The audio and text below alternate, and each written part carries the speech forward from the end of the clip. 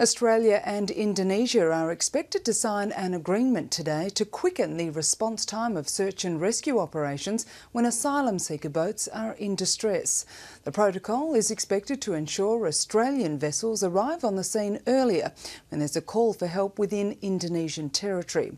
However, it's not yet clear if the agreement will help Indonesia improve its own response times.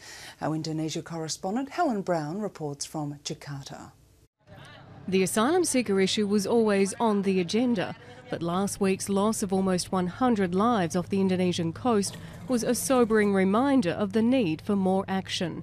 However, the minister is tight-lipped about what a deal to speed up the search and rescue process might involve.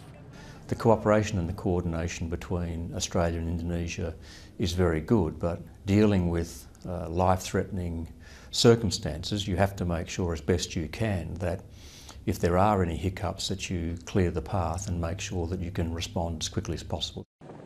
The ministers will sign an agreement on further defence cooperation.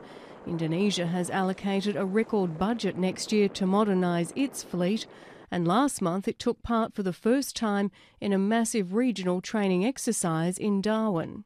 We expect to be in a position to make a range of announcements, but it would be at its very least impolite to seek to announce those in advance of the discussions. It's a busy time in the Indonesian capital.